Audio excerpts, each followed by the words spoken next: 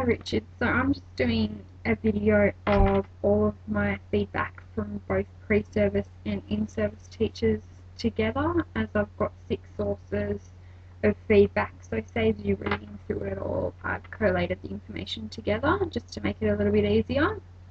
So I'll first of all start with the pre-service teachers. I'll start with the strengths side.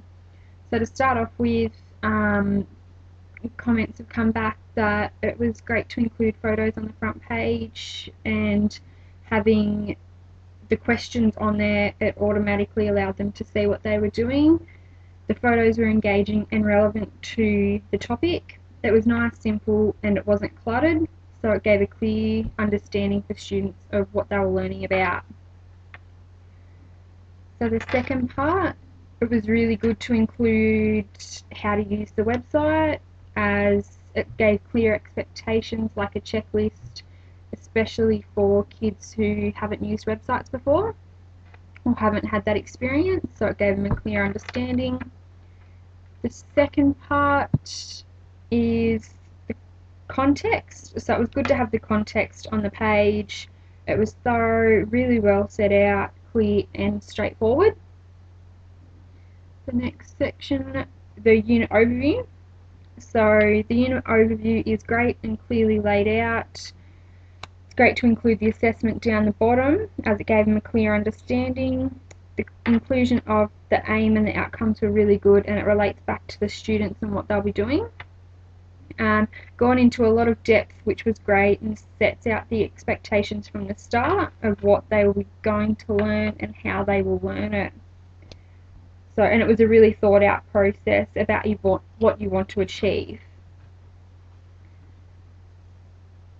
Okay, so for the start of the activities or the lesson plans, it was good to include diagnostic testing at the start. Wordle is a great resource to use, great to include a minimum and a maximum for them to give them barriers.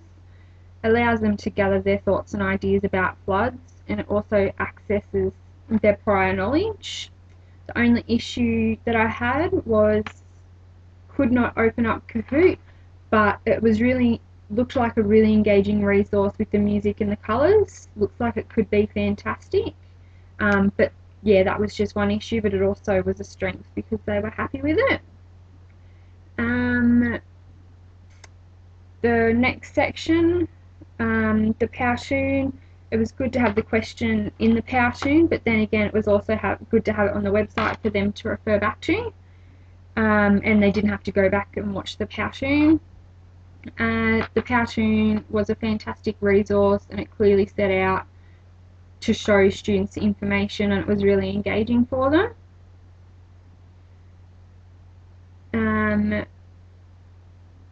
The next activity, the good use of the Bugle.us, although it was designed as a written activity, is very multimodal, and it's combining different learning styles for the students. So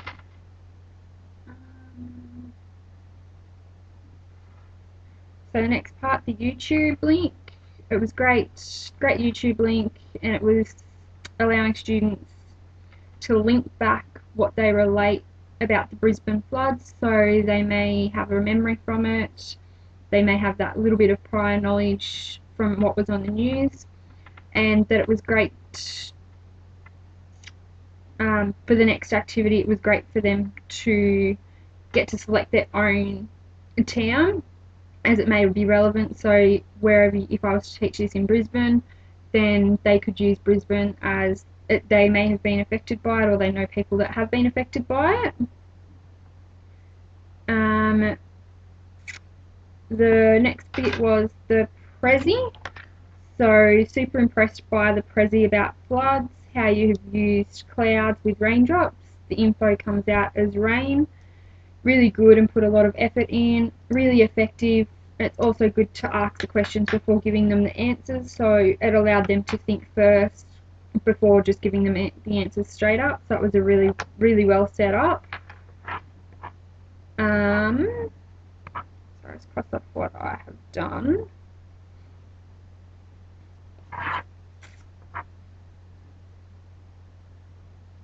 yeah, and that it was a really good idea to talk about floods as they can all relate back to it.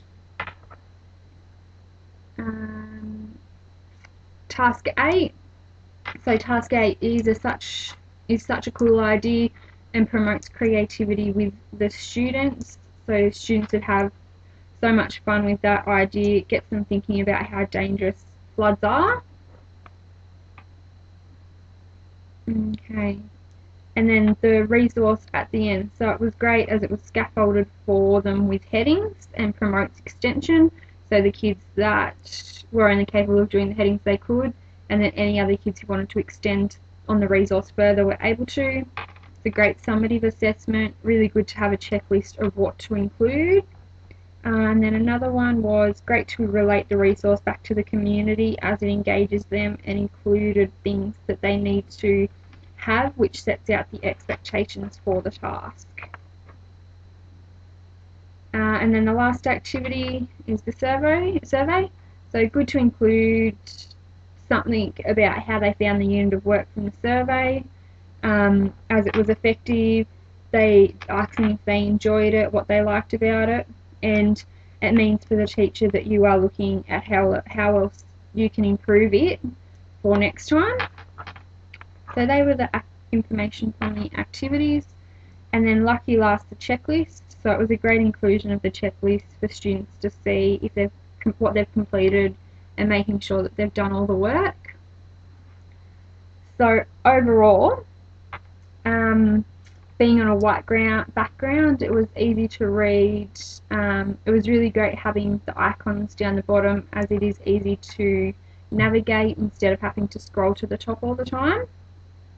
Great inclusion of images of floods. Good website, well set out, and activities clearly relate to floods and promote student thinking. There was a lot of text, but once you read through it, you understood exactly what you had to do. Great topic to use and relate back to real life experiences of what could happen. The assessment and activities really cater for the different learning abilities of students, which is great. It sets them up to access each activity, and that each activity is aimed at a different learning style, and the inclusion of multimodal activities. So yeah, a main range of resources that have been used. And then to finish off with, it was a great inclusion of a blog, as it allows kids to show their knowledge with others, and it's an easy way for you to assess them as all content is in there, so it's good for them to see what they've done. So that's all the strengths. The improvements that I got was the Kahoot did not open up, which I will provide instructions, because Kahoot is actually it has to be used live in the classroom. That makes it difficult. Some slides were a little bit too quick to process the information on the Powtoon. Allow students to go back to the Powtoon to get info without feeling like they are cheating. Change wording about driver in flood, so instead of saying that the driver is unsafe and then asking them to say if it's safe or unsafe, I need to go through and word it differently. Include a hyperlink for the blog that the kids can just click straight onto. There was a couple of questions asked. One was, can you change Word documents to something that's online? Could you think that the assessment section may be a bit intimidating? Does it need to be there? Having so many things might turn kids off. Is yours too long, having 5 learning experiences? Does context page does it need to be included, or is it in a Word document? Which was a little bit of a confusion of whether the context and the feedback goes on the website or whether it just goes in the Word document. And the first lesson is quite short, but if that's the way it's meant to be, that's okay. So that's the feedback from 4 people in my pre-service feedback part. So the feedback I'm going to give now are from 2 in-service teachers. One is a primary school trained teacher and one is a high school teacher that has also had experience in a primary school classroom. So once again, I'll start off with the strengths. So the first one, the layout of learning experiences is well done and clearly illustrated. Love the Powtoon. Activities are suitable for a capable Stage 3 class. The background is neat and a great layout. Layout of lesson plans are great. They're nice, clean, easy to follow. Context was good and really well explained.